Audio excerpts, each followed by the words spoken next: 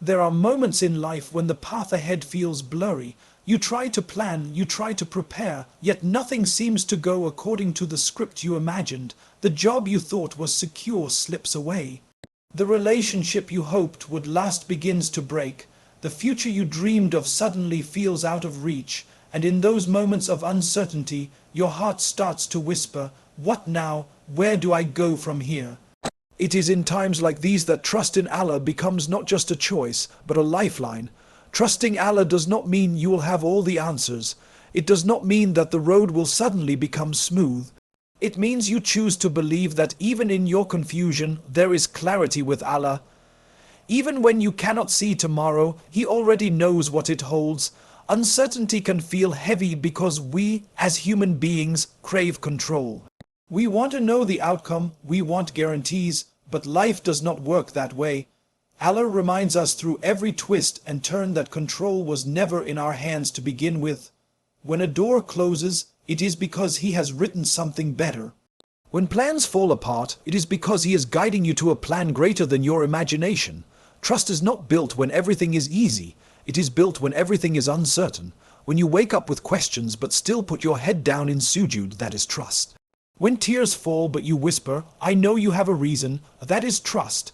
When people fail you but you continue to believe that Allah never will, that is trust. Sometimes uncertainty is not a punishment, it is protection. There are things Allah removes from your path because they would harm you in ways you cannot see yet. And there are delays you face, not because your prayers are ignored, but because the timing has not ripened.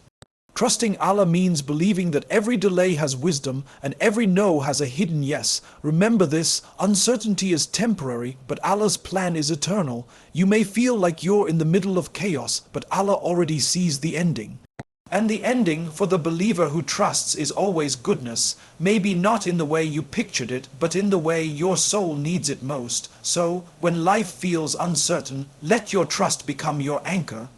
Instead of drowning in worry, let your heart float on the certainty that Allah never abandons His servants. Hold on to patience, keep making dua, keep moving forward even if the path is foggy. Because the one who guides the lost traveler in the desert, the one who brings light to the darkest night, will never leave you wandering without direction. Your uncertainty may feel overwhelming today, but trust transforms it into peace. Trust whispers to your heart, "You don't need to know the plan because you know the planner." And that is enough. Life has a way of throwing us into situations we never planned for. One moment everything seems to be falling into place, and the next, the ground beneath us feels shaky. The job interview you were sure about doesn't call back. The opportunity you were waiting for gets delayed. The person you thought would stay walks away. These moments of uncertainty can feel like storms, loud, confusing, and overwhelming. And in the middle of those storms, one question lingers in the heart. Why is this happening to me? It is in these very moments that trust is tested. It's easy to feel at peace when life follows your script, when every dua seems to be answered exactly as you hoped, when blessings arrive right on schedule. But that's not where trust grows the strongest. Trust is tested when you can't see what's ahead, when the path is foggy and nothing makes sense, when your heart aches with longing but still whispers, "I know Allah has a plan." Uncertainty is a test of trust because it strips away the illusion of control. As human beings, we crave certainty. We want to know the outcome before we take the first step. We want life to guarantee results, to show us the roadmap before we agree to walk it. But life doesn't work that way. Allah, in His wisdom, withholds certain knowledge from us so we can learn to rely on Him, not just on our limited understanding. If everything was clear, if every answer was instant, there would be no space for trust, no room for faith. Think about it. Trust doesn't grow in comfort, it grows in discomfort. When a parent lets go of a child's hand just enough for them to learn to walk, that child feels uncertain. They may stumble, they may cry, but eventually they realize the parent is still close by, ready to catch them. That's what uncertainty in life does for us. It teaches us to walk in faith, to stretch beyond what we can see, knowing that Allah never truly lets go. Sometimes the test of uncertainty comes in the form of waiting. Waiting for a prayer to be answered, for a door to open, for clarity to come. Waiting itself is one of the hardest tests because it feels like silence. But even silence is a message. It's Allah teaching your heart to be patient, to be resilient, to surrender to His timing. Every day you wake up and still choose to hope despite not knowing, that is an act of trust more powerful than words. Other times, uncertainty comes with loss. You lose something or someone you thought you couldn't live without. And suddenly you are forced to face life without the very thing you leaned on. That's when trust becomes a lifeline. To believe that even in loss, Allah has a plan. To accept that even in emptiness, there is wisdom. That belief is what turns pain into strength and despair into growth. Uncertainty also reveals the depth of your faith. Anyone can say they trust Allah when blessings pour in. But when the blessings are delayed, when the answers are hidden, when the future feels like a question mark, that's when real trust shows. It's not about words anymore, it's about the posture of your heart. Do you crumble in fear, or do you hold steady knowing that Allah never abandons? And here's the beautiful part. Every test of uncertainty carries with it a hidden opportunity. Opportunity to grow closer to Allah. Opportunity to strengthen your patience. Opportunity to shift your focus from why me to guide me. You may not realize it in the moment, but these are the tests that refine your soul, that carve resilience into your character, that build unshakable trust. So, when life feels uncertain, remind yourself, this is not punishment, this is training, this is Allah teaching your heart to lean on Him more, to depend less on what you can see and more on what you believe. The uncertainty itself is the stage upon which trust is proven, shaped and strengthened. One of the hardest things for us as human beings to accept is this simple truth: we are not in control. We make plans, we set goals, we map out our future in detail. We tell ourselves, if I just work hard enough, if I just do everything right, then everything will go exactly as I imagined. But life always has a way of reminding us otherwise. A phone call changes everything. A job opportunity disappears. A door we were so sure would open suddenly slams shut. And in those moments, frustration takes over because deep down we believed we were the ones holding the pen that writes our story. The reality is, we never had full control to begin with. We are given choices, we are given effort, but the outcome belongs only to Allah. Control is His, not ours, and the sooner our hearts accept this, the lighter life begins to feel. Because control is heavy, it weighs us down with constant worry, with endless what-ifs, with sleepless nights of overthinking. But when you release that false sense of control and hand it back to the one who already knows the unseen, you start to taste peace. Think about how often we exhaust ourselves trying to control what was never in our hands. We try to control people, their thoughts, their feelings, their decisions, but people's hearts belong to Allah. We try to control outcomes, thinking if we just push hard enough, life will bend to our will, but outcomes are written by Allah long before we even began to try. We even try to control time, rushing blessings, demanding answers now. But time unfolds only by Allah's command. When life reminds us of this, it may feel painful at first. Losing control feels like weakness, but in truth, it's a form of protection. Imagine if everything in your life depended solely on you. If every decision, every outcome, every unseen detail was left in your hands, the pressure would be unbearable. Allah removes that burden by reminding you, this is not your weight to carry, the outcome is mine, you just focus on doing your part. This is why surrender is not weakness, it is strength. It is the ability to recognize your limits and still move forward. It's saying, I will work hard, I will make dua, I will do my best, but I will not destroy myself trying to control what is beyond me, because I know Allah's control is better than mine. Sometimes the moments we feel most helpless are the very moments that bring us closest to Allah. You lose a job and realize you cannot provide for yourself except by His mercy. You face rejection and realize people's approval doesn't define your worth, Allah's approval does. You fall sick and realize health was never guaranteed, it was always a gift from Him. These reminders, though heavy, free us from the illusion that we are in charge. Control belonging to Allah is not something to fear, it's something to find comfort in. Because who better to control your life than the one who sees the whole picture? We see only fragments. We make choices based on what is in front of us, but Allah sees the beginning, the middle, and the end all at once. His control means that even the detours, even the heartbreaks, even the delays are part of a greater design you cannot see yet. Letting go of control does not mean you stop trying. It doesn't mean you sit back and wait for life to happen. It means you put in your effort with sincerity, but you no longer tie your peace to the results. You tie your peace to Allah's wisdom, and that shift is where freedom begins. So the next time life feels like it's slipping out of your hands, remember, it was never in your hands to begin with. Control belongs to Allah alone. Your task is to trust, to act, and to let your heart rest in the knowledge that the one who controls the universe also controls your story with perfect care. We've all had moments when life shuts a door we were so desperate to walk through. Maybe it was a job you thought was perfect, but someone else got it. Maybe it was a relationship you prayed would last, but it ended unexpectedly. Maybe it was an opportunity that felt like everything you had ever wanted, but it slipped away. In those moments, the heart aches, and it's natural to ask, why me? Why would Allah close this door when I wanted it so badly? The truth is, not every closed door is rejection. Many times it's protection. What you thought was good for you might have carried harm you couldn't see. What you wanted so deeply may have pulled you away from where you were meant to go. What you believed was a blessing may have become a burden if Allah had allowed it. Out of His wisdom and mercy, He sometimes closes doors to shield you from pain you don't yet understand. Think of it this way: a child may cry when a parent takes something away, not realizing that what they're holding is dangerous.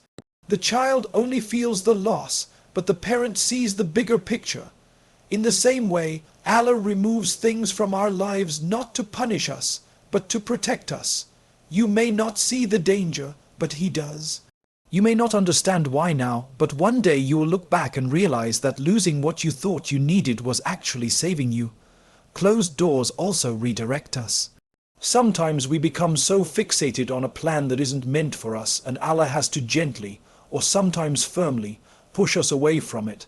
Not because He doesn't love us, but because He has written something better. You may think this was the only way forward, but Allah says, I have a different path for you. What feels like an ending is often the beginning of something greater. How many times in life have you looked back and said, I'm so glad that didn't work out?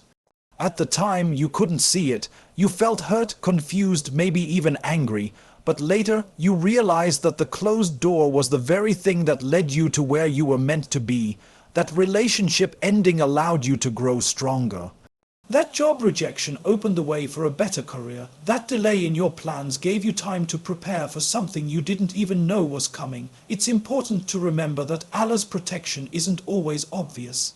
Sometimes it feels like heartbreak, sometimes like disappointment, sometimes like a mischance. But just because you don't recognize it now doesn't mean it isn't there. The same way you trust a doctor when he prescribes medicine that tastes bitter, you trust Allah when He withholds something you wanted. The bitterness now is healing for later. Closed doors are also a reminder of humility. They teach us that we are not the ultimate planners. We can dream, we can strive, but we cannot force what isn't meant for us. That realization can sting, but it also frees us. It reminds us that we don't have to carry the burden of knowing what's best for our lives, because Allah already does. So the next time you stand before a door that refuses to open, take a deep breath and remind yourself, this is not rejection, it's redirection. This is not cruelty, it's care. This is not the end, it's preparation for a new beginning. The door you wanted may be closed, but the one who controls all doors never leaves you without a path. If He closes one, it's only because He has written another that will take you exactly where you need to be. One of the most difficult experiences in life is waiting. You pour your heart out in dua, you plan with sincerity, you put in the effort, and still nothing seems to happen. The response feels delayed, the door you've been knocking on doesn't open, and the silence stretches longer than you imagined. In those moments, frustration creeps in, and the heart begins to whisper, has my prayer been ignored? Has Allah forgotten me? But the truth is, Allah never forgets his servant. Every doer is heard, every tear is seen, every longing of the heart is known. When something is delayed, it is not neglect, it is wisdom. The timing you desire and the timing Allah has written are not always the same, and trusting in that difference is what turns waiting into worship. Delays are not denials, they are pauses with purpose. Sometimes what you are asking for is beautiful, but you are not ready to receive it yet. Allah delays because He is preparing you, shaping you, building you into the person who can handle that blessing with maturity and gratitude. Imagine giving a sharp tool to a child. It could harm them, not because the tool is bad, but because the child isn't ready to use it. In the same way, Allah holds back blessings until you are ready to carry them without harm. Other times, the blessing itself is not yet ready. The opportunity, the place, the people involved, it may not have ripened. Allah aligns not just your heart but the world around you, so when the blessing arrives, it comes at the perfect moment. If it came earlier, it would not last. If it came later, it might pass you by.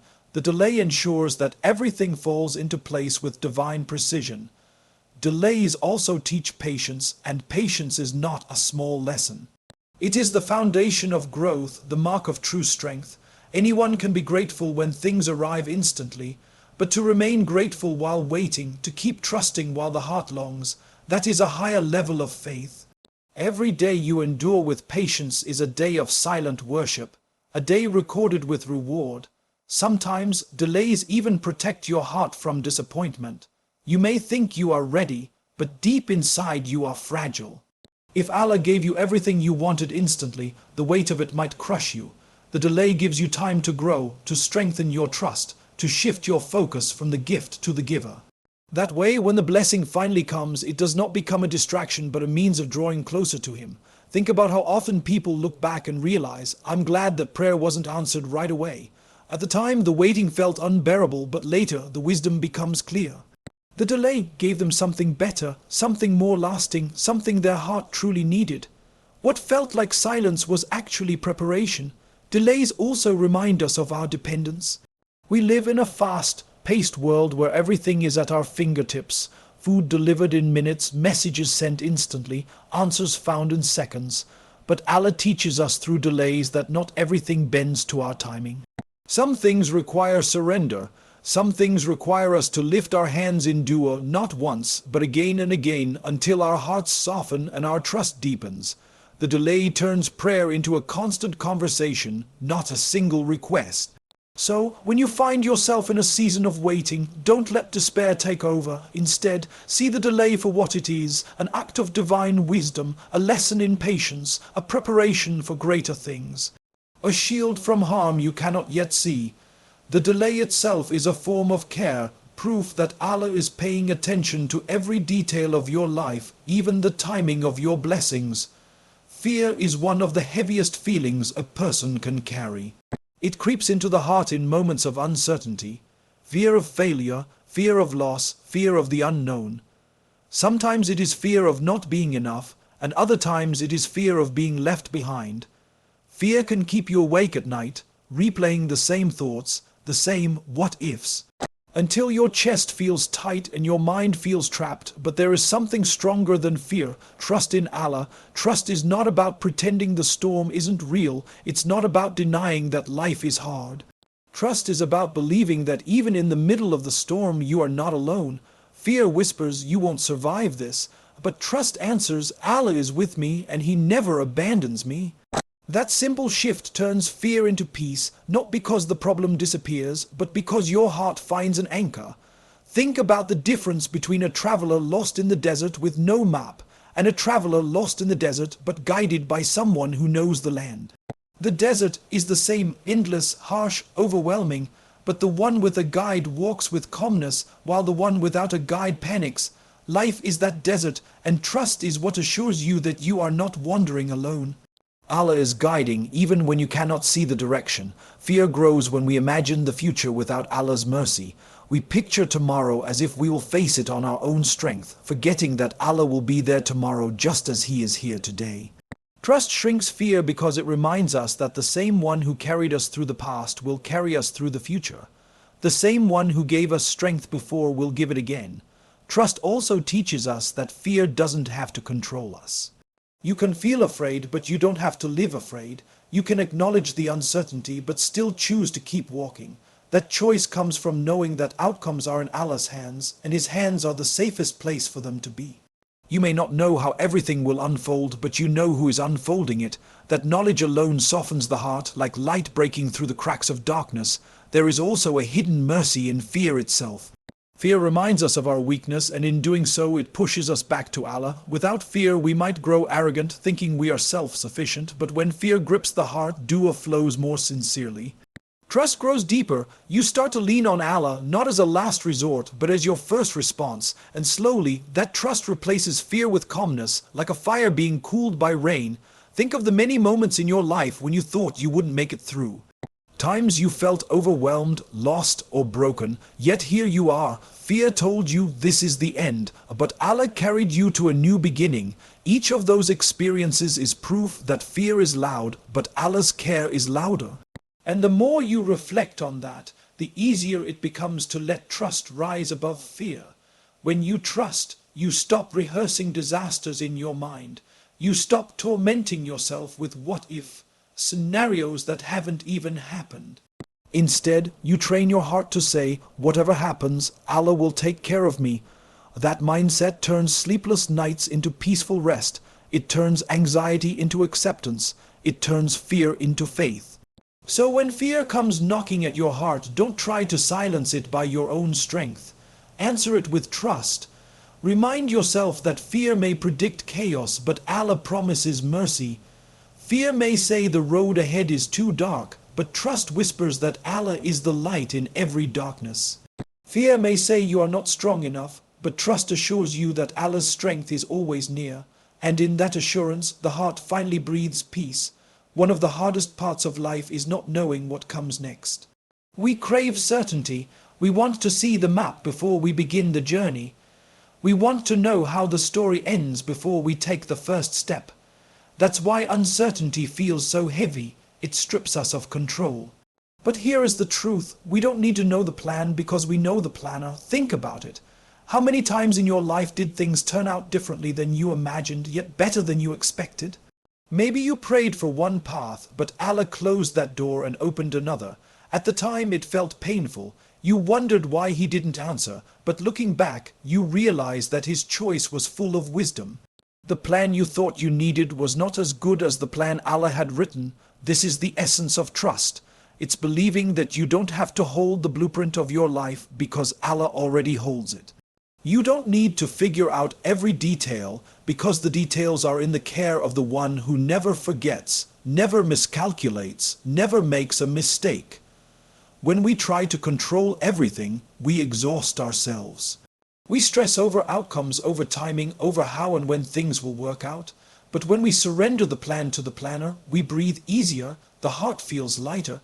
It's like walking with a heavy bag on your back and finally setting it down. You don't stop walking, you just stop carrying what you were never meant to carry. The beauty of trusting the planner is that you learn to live in the moment. You stop waiting for life to start when the perfect plan unfolds. Instead, you start noticing Allah's gifts right here, right now, the air you breathe, the strength you wake up with, the people who care for you. All of these are pieces of the plan you already have, and often we overlook them while worrying about what's next.